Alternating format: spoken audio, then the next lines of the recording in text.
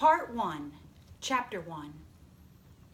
When he was nearly 13, my brother Jim got his arm badly broken at the elbow. When it healed and Jim's fears of never being able to play football were assuaged, he was seldom self-conscious about his injury. His left arm was somewhat shorter than his right. When he stood or walked, the back of his hand was at right angles to his body, his thumb parallel to his thigh. He couldn't have cared less, so long as he could pass and punt.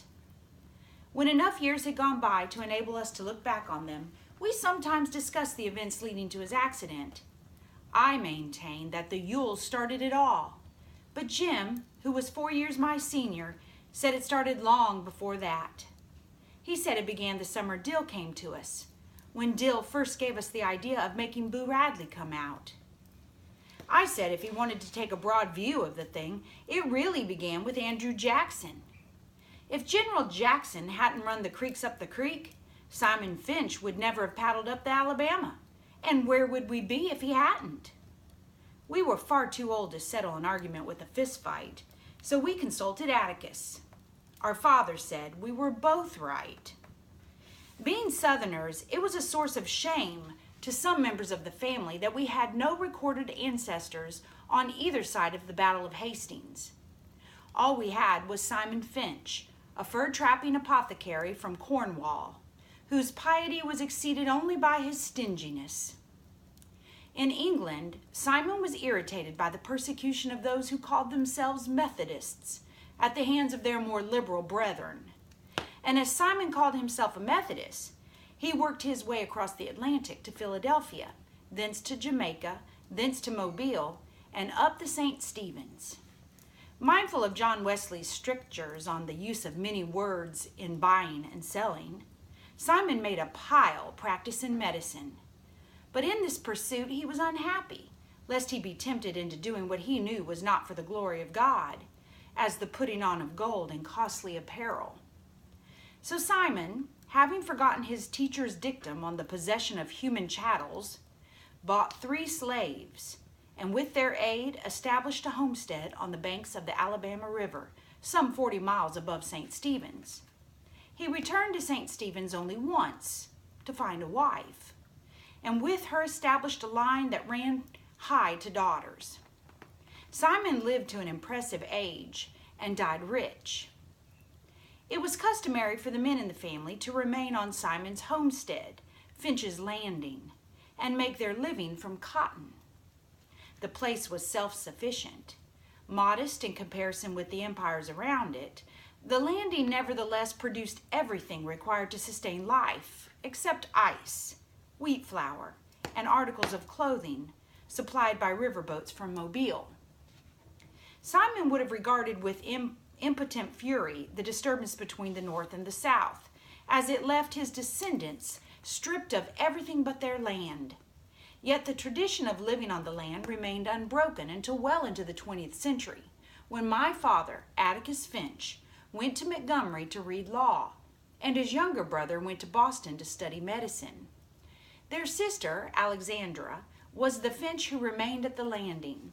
She married a taciturn man who spent most of his time lying in a hammock by the river, wondering if his trot lines were full. When my father was admitted to the bar, he returned to Macomb and began his practice. Macomb, some 20 miles east of Finch's Landing, was the county seat of Macomb County. Atticus's office in the courthouse contained little more than a hat rack, a spittoon, a checkerboard, and an unsullied coat of Alabama. His first 2 clients were the last 2 persons hanged in the Macomb County Jail. Atticus had urged them to accept the state's generosity in allowing them to plead guilty to second-degree murder and escape with their lives. But they were Haverfords, in Macomb County, a name synonymous with jackass. The Haverfords had dispatched Macomb's leading blacksmith in a misunderstanding arising from the alleged wrongful detention of a mayor, were imprudent enough to do it in the presence of 3 witnesses, and insisted that the son of a bitch had it coming to him was a good enough defense for anybody. They persisted in pleading not guilty to first-degree murder, so there was nothing much Atticus could do for his clients except be present at their departure. an occasion that was probably the beginning of my father's profound distaste for the practice of criminal law. During his first 5 years in Macomb, Atticus practiced economy more than anything. For several years thereafter, he invested his earnings in his brother's education. John Hale Finch was 10 years younger than my father and chose to study medicine at a time when cotton was not worth growing. But after getting Uncle Jack started, Atticus derived a reasonable income from the law. He liked Macomb. He was Macomb County born and bred. He knew his people, they knew him, and because of Simon Finch's industry, Atticus was related by blood or marriage to nearly every family in the town. Macomb was an old town, but it was a tired old town when I first knew it. In rainy weather, the streets turned to red slop. Grass grew on the sidewalks. The courthouse sagged in the square. Somehow it was hotter then. A black dog suffered on a summer's day. Bony mules hitched to the Hoover carts flicked flies in the sweltering shade of the live oaks on the square. Men's stiff collars wilted by 9 in the morning. Ladies bathed before noon after their 3 o'clock naps, and by nightfall were like soft tea cakes with frostings of sweat and sweet talcum. People moved slowly then. They ambled across the square, shuffled in and out of the stores around it, took their time about everything. A day was 24 hours long, but seemed longer. There was no hurry, for there was nowhere to go, nothing to buy and no money to buy it with, nothing to see outside the boundaries of Macomb County. But it was a time of vague optimism for some of the people. Macomb County had recently been told that it had nothing to fear but fear itself. We lived on the main residential street in town. Atticus, Jim, and I, plus Calpurnia, our cook. Jim and I found our father satisfactory. He played with us, read to us, and treated us with courteous detachment. Calpurnia was something else again. She was all angles and bones. She was nearsighted. She squinted. Her hand was wide as a bed slat and twice as hard. She was always ordering me out of the kitchen, asking me why I couldn't behave as well as Jim when she knew he was older, and calling me home when I wasn't ready to come. Our battles were epic and one-sided. Calpurnia always won, mainly because Atticus always took her side. She had been with us ever since Jim was born, and I had felt her tyrannical presence as long as I could remember.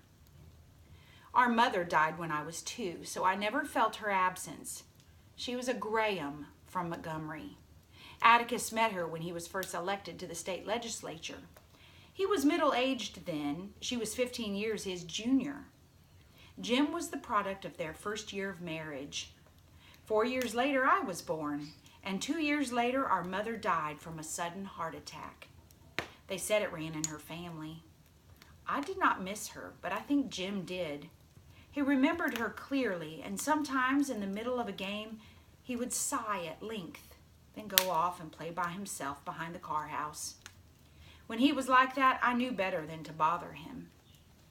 When I was almost 6 and Jim was nearly 10, our summertime boundaries, within calling distance of Calpurnia, were Mrs. Henry Lafayette DeBose's house, 2 doors to the north of us, and the Radley place, 3 doors to the south.